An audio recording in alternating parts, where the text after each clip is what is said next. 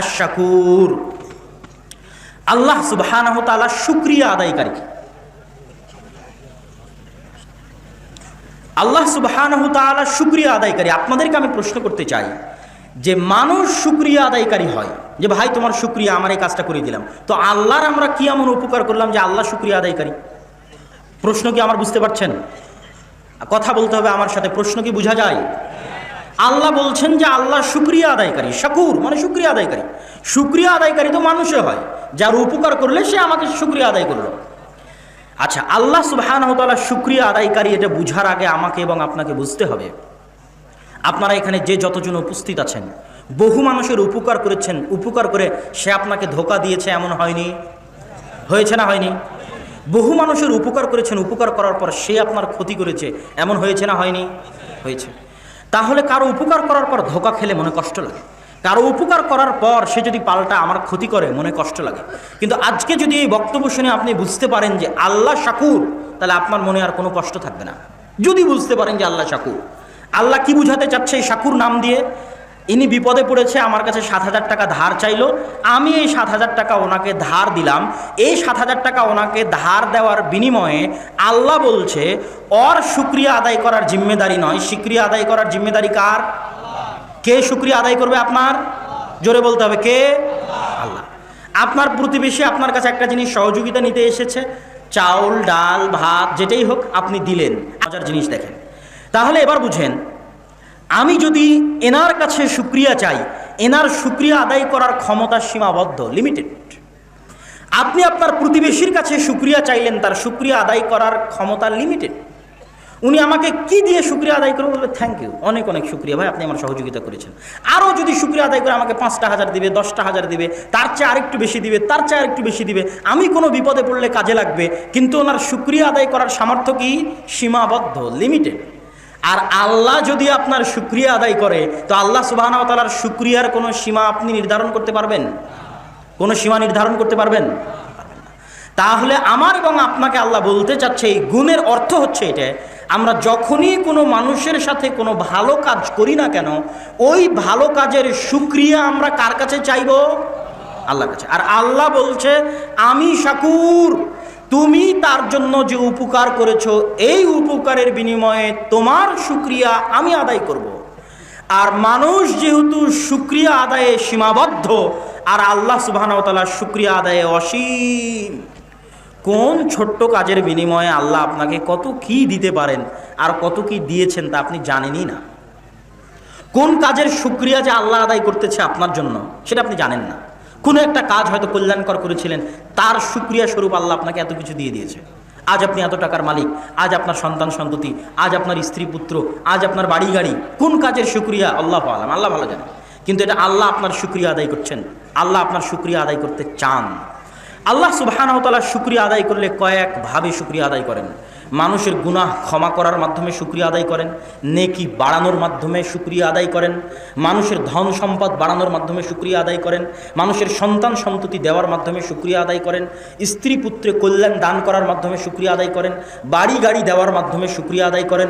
দুনিয়াতে কিছু দিয়েও যদি শুকরিয়া আদায় সম্ভব না হয়, অবশ্যই আল্লাহ সুবহানাহু ওয়া তাআলা সেটা জমা রাখেন শুকরিয়া আদায় করার জন্য। কিয়ামতের মাঠে আল্লাহ আপনার শুকরিয়া আদায় করবে যে আপনি এই কাজটা করেছিলেন, এই জন্য আল্লাহ আপনার শুকরিয়া আদায় করবে। আল্লাহ সুবহানাহু ওয়া তাআলার এই শুকরিয়া আদায়ের এই থিওরির দুই একটা ছোট্ট উদাহরণ আপনাদেরকে বলি। একটা ছোট্ট পতিতালয়ের মহিলা একটা ছোট্ট কাজ করেছে। পতিতালয়ের মহিলা বিশাল গুনাহ কি করেছে? রাস্তার ধারে একটা কুকুরকে পানি পান করিয়েছে। তো ওই কুকুরকে পানি পান করানোর আমার এবং আপনার মাথায় আসবে যে কুকুর তার মনিবের ভক্ত হবে, এটাই শুকরিয়া আদায়। কথা বুঝতে পারেননি মনে হয়? দুনিয়ার লজিকে শুকরিয়া আদায় হচ্ছে কুকুরকে আমি পানি পান করালাম, এখন কুকুর আমার ভক্ত হবে, কুকুর আমার কথা শুনবে, আমার পোষ মানবে। কিন্তু আল্লাহ বলছে এই থিওরি আজকে থেকে বাদ দাও। তুমি কুকুরকে পানি পান করাবা এই কারণে, বা কোনো বিপদগ্রস্তকে সহযোগিতা করবে এই কারণে, ওর পক্ষ হয়ে কে শুকরিয়া আদায় করবে? আল্লাহ। তো ওই পতিতালয়ের মহিলা কুকুরকে পানি পান করালো, আল্লাহর শুকরিয়ার কোনো লিমিটেশন আছে? কোনো লিমিটেশন নাই। আল্লাহ ওই একটা কুকুরকে পানি পান করানোর কারণে এত বেশি খুশি হয়ে গেলেন যে শুকরিয়া আদায় স্বরূপ আল্লাহ ওই পতিতা মহিলার সকল গুনাহ ক্ষমা করে তার জন্য জান্নাত ঘোষণা করে দিলেন। আল্লাহ। একটা ব্যক্তি বনু ইসরাইলের বিশাল পাপী, সন্তান সন্ততিকে বলেছে নিজেকে আগুনে জ্বালিয়ে সব ছাই চতুর্দিকে ছড়িয়ে ছিটিয়ে দিবা, আল্লাহ আমাকে ধরতে পারলে আল্লাহ ক্ষমা করবে না। তার আল্লাহর এই ভয়টা, যে সে জানে যে আল্লাহ তাকে ধরতে পারলে শাস্তি দিবে, এই জানাটুকু, মাত্র এই বিশ্বাসটুকু, যে আল্লাহকে সে বিশ্বাস করে, আল্লাহকে সে ভয় পাচ্ছে, এইটার শুকরিয়া আল্লাহ সুবহানাহু ওয়া তাআলা এমনভাবে আদায় করলেন যে তাকে আল্লাহ সুবহানাহু ওয়া তাআলা তার সকল গুনাহ ক্ষমা করে দিলেন। তো আল্লাহ সুবহানাহু ওয়া তাআলা শুকরিয়া আদায় করেন, তার সবচেয়ে বড় প্রমাণ হচ্ছে দাউদ এবং সুলাইমান। দাউদ এবং সুলাইমান আল্লাহর শুকরিয়া আদায় করেছে, আল্লাহ সুবহানাহু ওয়া তাআলা তাদের শুকরিয়ায় তাদেরকে আরও বেশি বাড়িয়ে দিয়েছে। কিভাবে আল্লাহ সুবহানাহু ওয়া তাআলা তাদেরকে আরও বেশি বাড়িয়ে দিয়েছে? একটা ছোট্ট উদাহরণ দেখেন। মানুষ যখন ধনী হয় তখন মানুষ আল্লাহ সুবহানাহু ওয়া তাআলাকে ভুলে যায়, কিন্তু দাউদ আর সুলাইমান পৃথিবীর সকল প্রভাব, সকল প্রতিপত্তি, সকল ধন সম্পদের মালিক হওয়ার পরেও তারা আল্লাহর আবদান শাকুরা, শুকরিয়া আদায়কারী বান্দা হওয়ার চেষ্টা করেছে, নত থেকেছে। আল্লাহ সুবহানাহু ওয়া তাআলার ইবাদত আরও বাড়িয়ে দিয়েছে, আল্লাহর তাসবিহ তাহলিল আরও বাড়িয়ে দিয়েছে, তখন আল্লাহও তার শুকরিয়া আদায়ের পরিমাণ আরও বাড়িয়ে দিয়েছে। আল্লাহ সুবহানাহু ওয়া তাআলা বলেছে, লাইন শাকারতুম লাযিদান্নাকুম, তোমরা যদি আমার শুকরিয়া আদায় করো আমি আরও ডবল করে শুকরিয়া আদায় করব, আমি আরো বেশি করে শুকরিয়া আদায় করব। সম্মানিত উপস্থিতি, এতক্ষণ যাবৎ আমরা আল্লাহ সুবহানাহু ওয়া তাআলার যে গুণাবলীগুলোর আলোচনা শুনলাম, এই গুণাবলীগুলোর সারমর্ম বলতো, বক্তব্যের শেষে এই গুণাবলীগুলোর উপর আর দুই একটা বাক্য যুক্ত করব। সারমর্ম কি? এক, আমরা আলোচনা করেছি আস-সামাদ। দুই, আমরা আলোচনা করেছি আল-লাতীফ। তিন, আমরা আলোচনা করেছি আল-ওয়াকিল। চার, আমরা আলোচনা করেছি আশ-শাকুর। আস-সামাদ এটা আল্লাহর নাম। এই নামের অর্থ কি? আল্লাহ মুখাপেক্ষী। আর দুনিয়াতে যারা আছে সবাই চাইতে না চাইতে, বিশ্বাস করলেও না বিশ্বাস করলেও, বুঝলেও না বুঝলেও আল্লাহর মুখাপেক্ষী। অতএব অবুঝ না থেকে, বাধ্য না হয়ে, বিপদে না পড়ে স্বাভাবিক অবস্থায় আল্লাহর মুখাপেক্ষী হওয়া ভালো। বিপদে পড়ে তো মুখাপেক্ষী ফেরাউনও হয়েছে। অতএব যেহেতু আল্লাহর মুখাপেক্ষী আমরা আছি, সেহেতু স্বাভাবিক অবস্থায় আল্লাহর মুখাপেক্ষী হলে আল্লাহ খুশি হবেন। দুই, আল-লাতীফ, আল্লাহ সূক্ষ্মদর্শী, তথা আমার মনের কথা 100-তে 100 একমাত্র তিনি বুঝতে পারেন এবং পড়তে পারেন। আর আল্লাহ আমাদের জন্য যদি কিছু করতে চান সেটা তিনি সূক্ষ্ম থেকে সূক্ষ্মভাবে করেন, ডাইরেক্ট অ্যাকশনে আল্লাহ সুবহানাহু ওয়া তাআলা যান না। তিন, আল্লাহ সুবহানাহু ওয়া তাআলা ওয়াকিল, আমাদের সব দায় দায়িত্ব আমরা আল্লাহকে দিতে পারি, দিয়ে নিশ্চিন্ত হয়ে যেতে পারি। ছেলে মেয়ে, ধন সম্পদ, আত্মীয় স্বজন, বিপদ আপদ, সকল ক্ষেত্রে নিশ্চিন্ত মনে আল্লাহর উপর দায়িত্ব দিয়ে টেনশন মুক্ত হওয়া সম্ভব। কেন? তিনি ওয়াকিল। শাকুর, মানুষের উপকার করে তার কাছে শুকরিয়া চাওয়ার প্রয়োজন নাই, মানুষের উপকার করে শুকরিয়া আপনার ওই মানুষের পক্ষ থেকে আল্লাহ আদায় করবে। এই নিয়তে মানুষের উপকার করেন, আল্লাহ যখন শুকরিয়া আদায় করবে বেহিসাব শুকরিয়া আদায় করবে। এবার আসি বক্তব্যের শেষে। আল্লাহ সুবহানাহু ওয়া তাআলা পবিত্র কোরআন মাজিদে বলেছেন, ওয়ালিল্লাহিল আসমাউল হুসনা ফাদউহু বিহা, আল্লাহর অগণিত অসংখ্য নাম আছে। এরকম যে 4টা নাম বললাম, আমি যদি এরকম আল্লাহর 99টা নামের ব্যাখ্যা করতে থাকি, আপনি বুঝতে থাকবেন আর নতুনভাবে অনুভব করতে থাকবেন যে আল্লাহ কেমন, আল্লাহ কি, আল্লাহ কাকে বলে, আল্লাহর পরিচয় কি, বহু লম্বা আলোচনা হবে। তো আল্লাহ কোরআনে কি বলছে? ওয়ালিল্লাহিল আসমাউল হুসনা, আল্লাহর অগণিত অসংখ্য নাম আছে।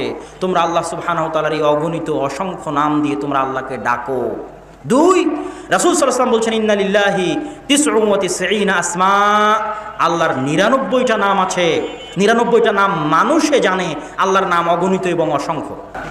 আল্লাহ সুবহানাহু ওয়া তাআলার 99টা নাম পবিত্র কোরআন এবং হাদিসে বর্ণিত আছে।